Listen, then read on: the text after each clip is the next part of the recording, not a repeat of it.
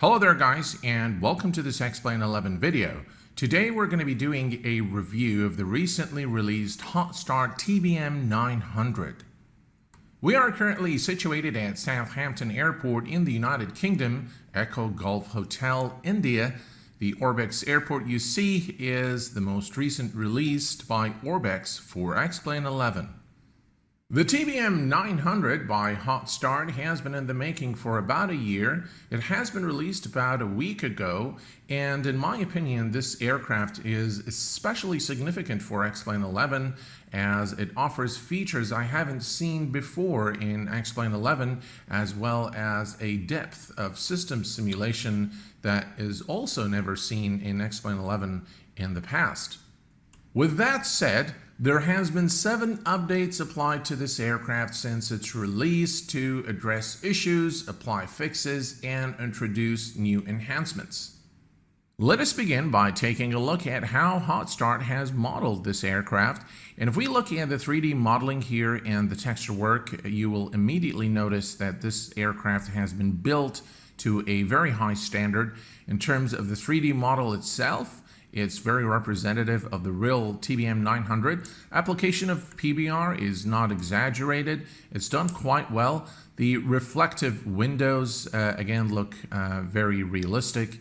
The attention to detail is quite commendable in this aircraft. If you see the curvature of the wing, and if you see how the curve here, how the wing connects with the aircraft fuselage, again, a lot of attention to details in terms of the visuals. If you look here underneath the wing, again, very, very detailed. It looks very much similar to the real aircraft.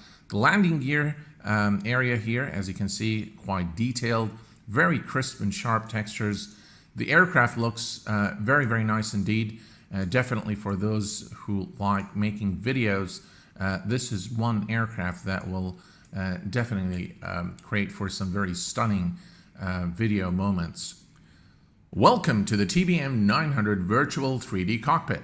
As you can see, the 3D cockpit has been modeled with the same amount of details and quality as the exterior. Very, very well done indeed. All the equipment and the aircraft instruments, the knobs and the switches, the lever, everything has really been done very, very well. The texture work is sharp, clear, and all in high resolution. As you can see, the flight yoke looks very, very nice indeed. And this aircraft is equipped with Garmin devices as well, and they are native to the aircraft. So everything is looking really, really good in terms of the texture work. As you can see here, the overhead panel. The passenger cabin as well is modeled with the same amount of details. As you can see here, we have this table which we can stow, and we can play with the windows here. That's really, really nice. And we can go back here and we can open the door. There we go. Very nice indeed. The stairs are modeled as well. So in terms of the visuals, the aircraft looks really, really good. One more feature, which is the oxygen mask here, which you can actually take and put on. Yeah, how cool is that? And if you don't want it, you can just simply put it back. There you go.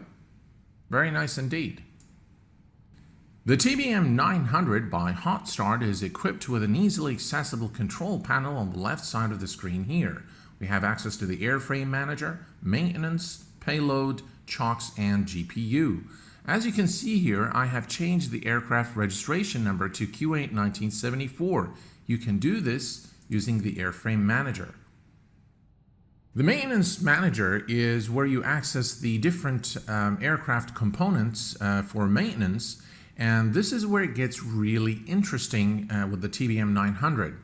Now, one thing I don't like is I don't like the fact that those windows look kind of like X-Plane 10, so they haven't been skinned to look like the X-Plane 11 user interface. As you can see here, we have the total number of engines owned, which is 1. The total expenses is 4,221. We'll get to that in a minute. There is an option to accelerate the wear model, and there's also a maintenance log which will tell you what has been replaced, what was the cost, the runtime, and so on and so forth. So if we click here on the engine and open the engine, look at all the different components that actually will wear and tear and possibly completely fail if you don't properly operate this aircraft. Now you can replace any item by clicking on the replace button. If it is repairable, you will have the repair button enabled. Now one thing on this, what I have noticed is that there are some actions that will completely burn out your engine, for example. I'm not exactly sure if this is in accordance with real life operations, but the association of a price with the repair or replacement is something I really like because it will give you, if those numbers are correct per real life, I think it will give you an indication of how much it costs to repair the aircraft or maintain the aircraft if not properly operated. Again, as you can see, a ton of things here. You can also do the same thing for the landing gear. Now look at how many things are modeled here. The left gear leg, left gear tire, brake rotors, the pads, everything again is simulated, which gives you real depth in terms of the aircraft components and system simulations. Same thing if you go to the electrical department here. Look at all of those things here. Again, lots of things modeled.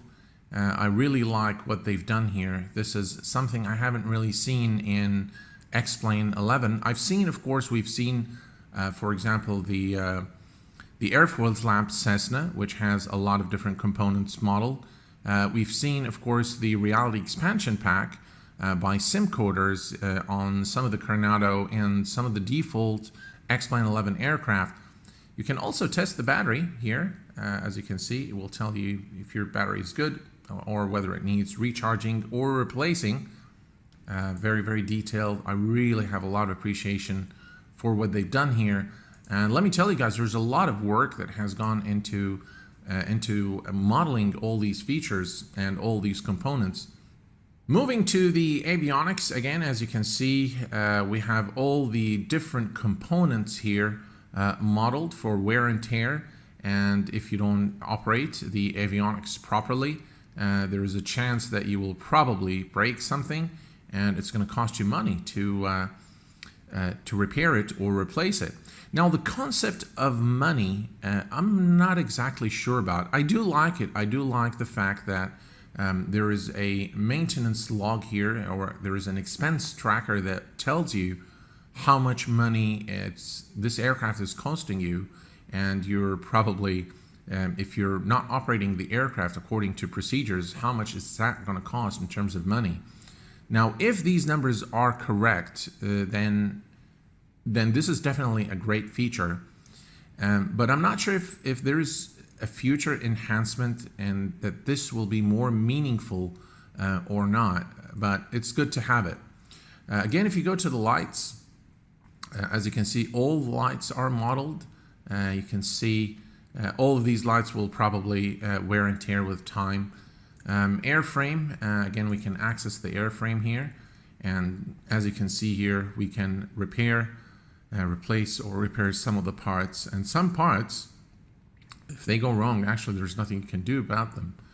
So if you break the wing, you're probably going to have to buy a new aircraft or something like that. But as you can see, again, lots of things are modeled here. Miscellaneous, again, that's the oxygen. That's the oxygen lines, pressure sensor, and the tank. Again, very, very detailed. I haven't really seen anything this detailed in X-Plane 11 in the past. Very, very well done indeed. The payload window gives you access to the GPU, the ties and caps. You can manipulate the doors, the chocks. You can put the pitos.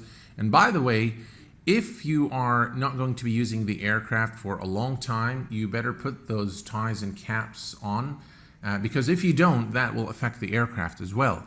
So really very fine details in terms of the aircraft behavior and the depth of the system simulation.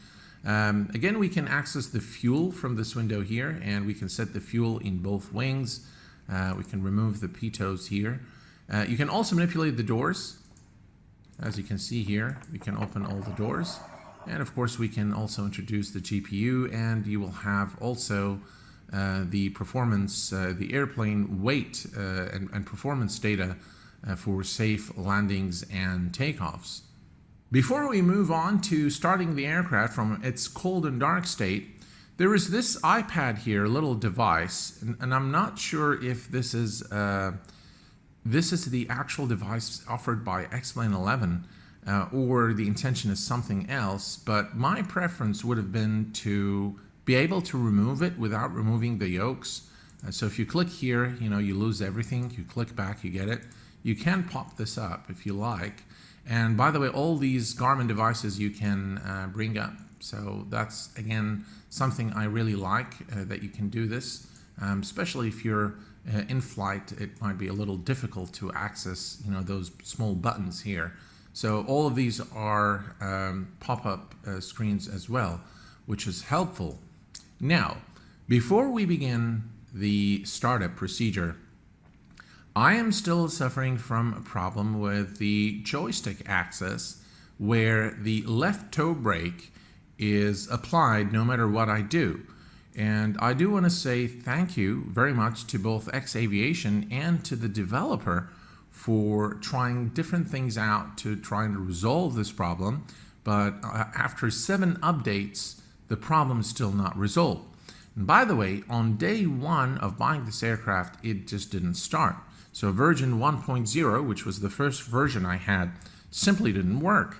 And I've reached out to support, and God bless them, they've tried their best, but having 7 updates is a good and a bad thing.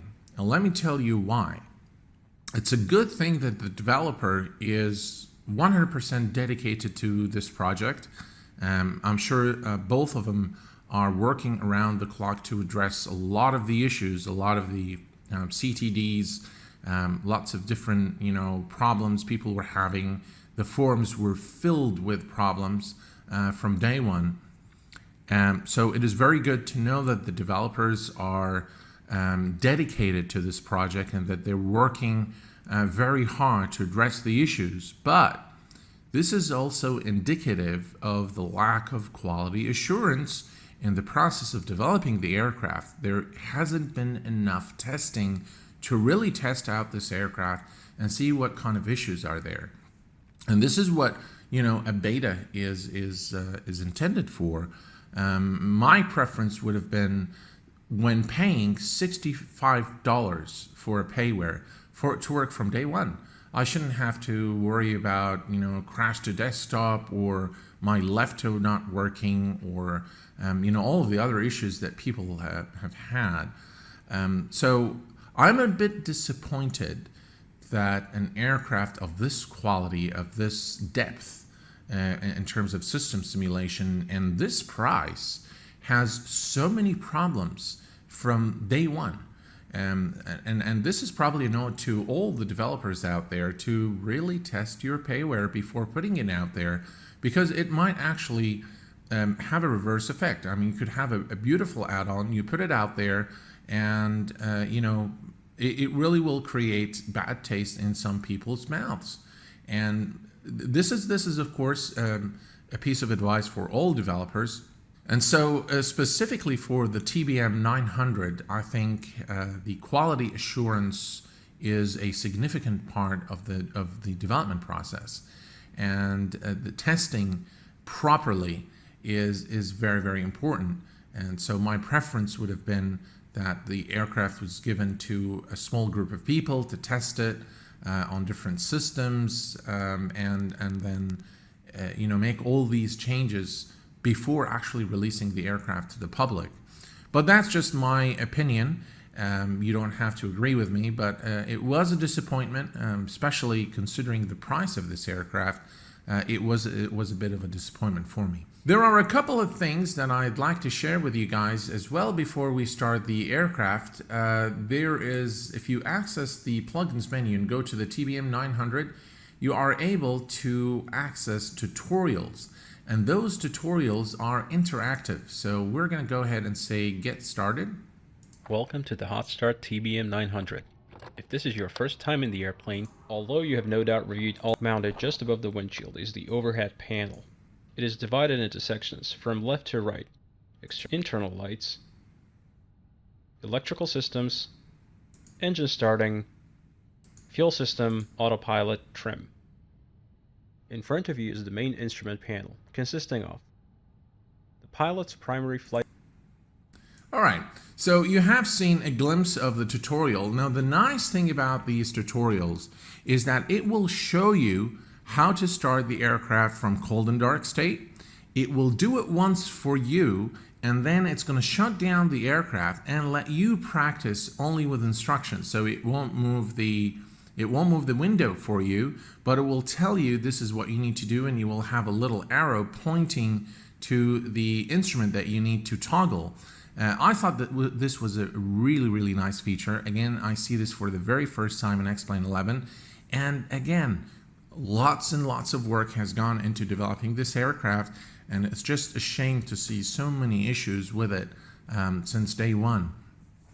Okay, so what we're going to do is we're going to start the aircraft. I'm going to try and taxi.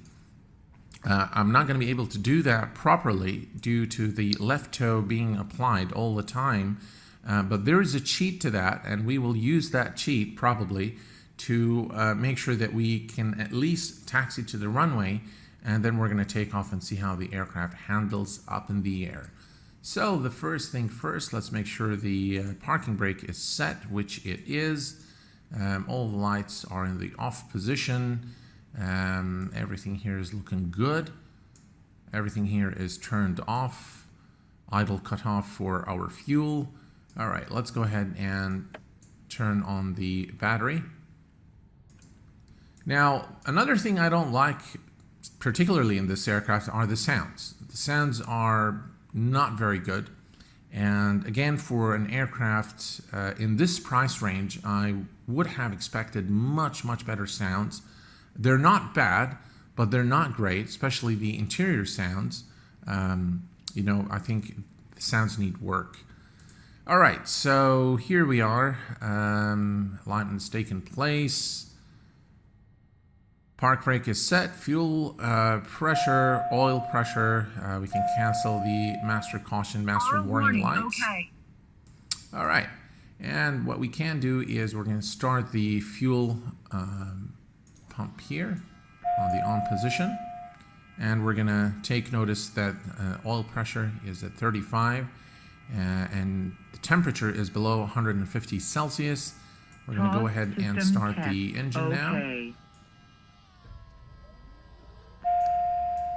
All right, and we're gonna watch the NG rising here. We can introduce fuel now.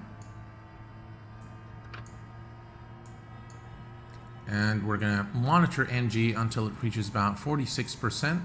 And we need to keep an eye on the ITT temperature here.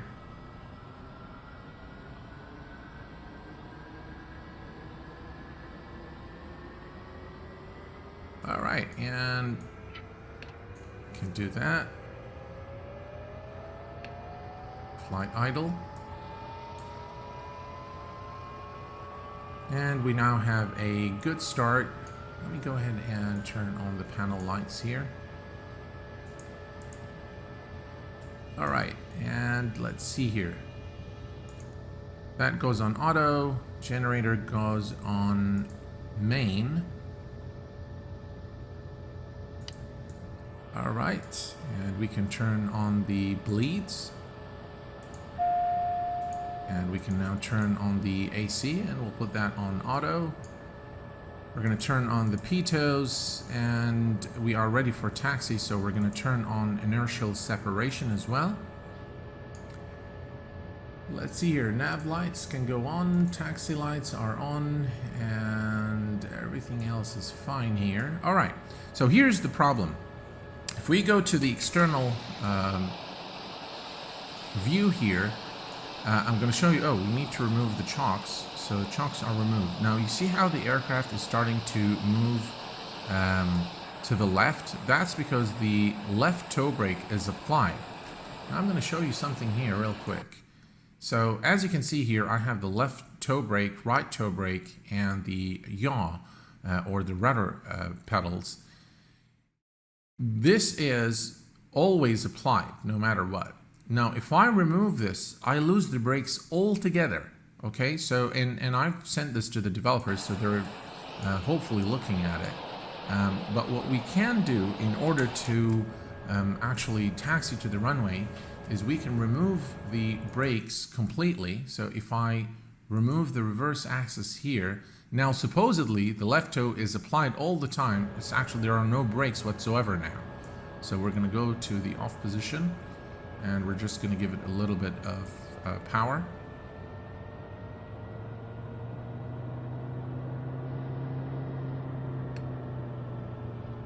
All right, I'm going to try and taxi to the runway, and the aircraft is going to move pretty quickly now.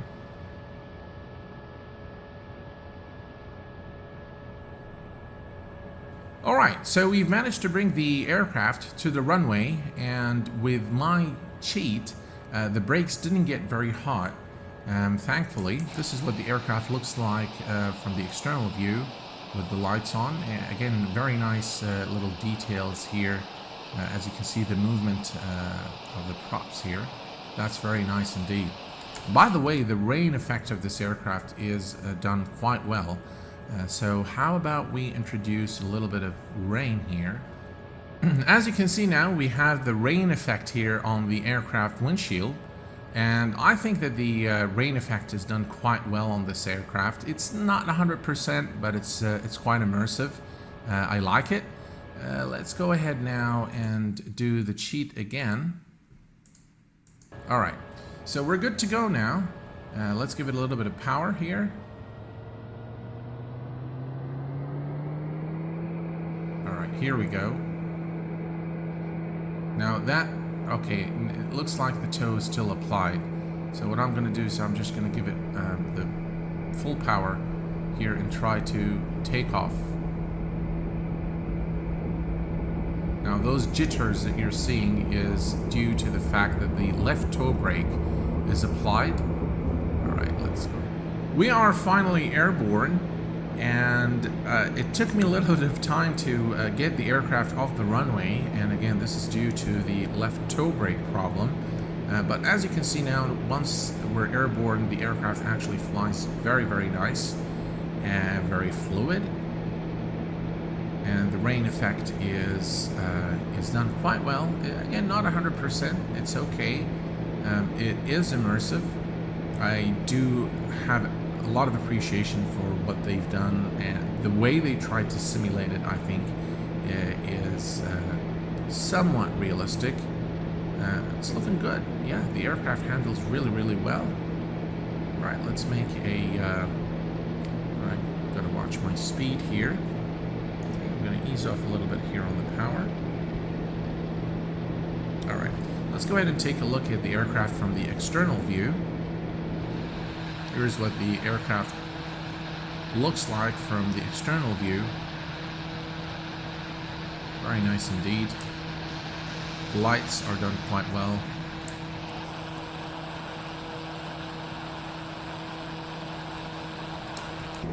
Okay. So let us go ahead now and make a few turns. We're going to begin. I need to watch my speed. All right. Let's go ahead and begin with a left turn here. Very fluid. Very, very fluid. And we're going to go ahead and do a right turn.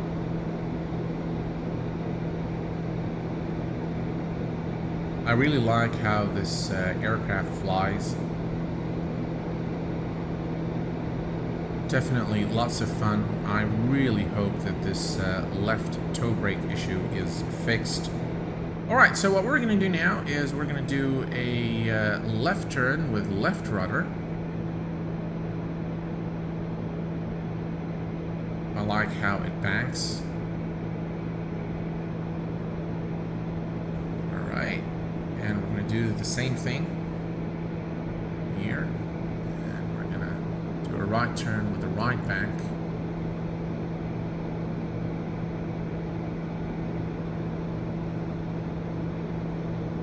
Very nice indeed.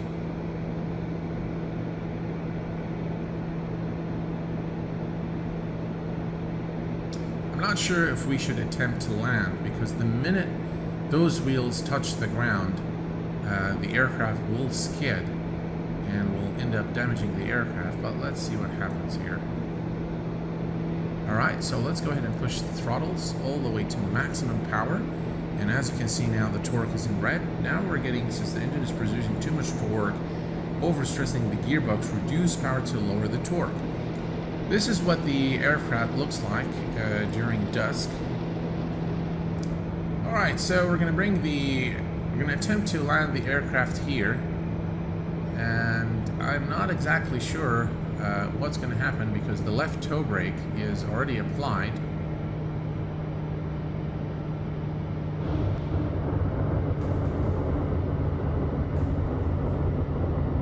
Actually, the toe brake isn't applied now. I've removed the brake assignment, but now we're not going to be able to stop the aircraft, so we're probably just going to keep rolling like that, even when I engage the parking brake. Alright, so let me go back here and... Right, now the toe brake is applied. Now the aircraft will come to a stop eventually. Alright, as you can see now, the brakes are hot. Delay takeoff for at least 30 minutes. So again, the longer you apply the brakes and the hotter they become, those values actually change, which is really, really cool. Alright, so finally we are safely on the ground, and as you can see, there is a lot that has been simulated in this aircraft, and I feel just that it's really a shame that it has so many problems as even a week after its public release. Before we conclude our video, it's worthwhile mentioning that the TBM 900 by Hot Start comes with a 45-page quick start guide as well as a 24-page UI guide.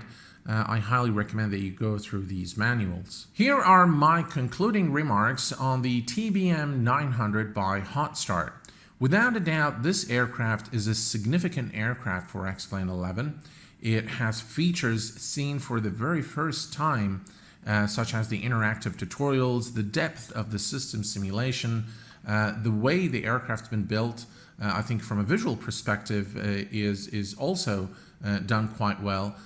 But when I pay a premium price for a piece of software, I expect it to work from day one. In fact, if I pay for anything, I expect it to work from day one. Maybe a few glitches here and there, and those are being addressed, by the way, don't get me wrong, and I do appreciate what the developers are doing, but for a payware that costs $65, it should have been tested properly. At this point, I cannot really recommend this aircraft until all the issues are ironed out and fixed. So my recommendation is to keep your eye on the forums and to wait just a little longer before you make an investment in this aircraft until all the issues are fixed. For me, unfortunately, I'm unable to enjoy the aircraft because of all the brake issues. But my recommendation is to wait until everything is fixed. Definitely an aircraft that has a lot of potential and a strong candidate for being one of my favorite aircraft in X-Plane 11. Just don't buy yet until everything is addressed and all the issues are ironed out. Folks, I'd like to thank you very much for taking time out of your schedule to watch this video. I hope that you have enjoyed watching it. I hope that it has been useful and informative. If you have any questions, please do post them in the comment section below. Until next time, please take care of yourselves and each other, and I will see you all very soon. Thanks for watching, and bye-bye for now.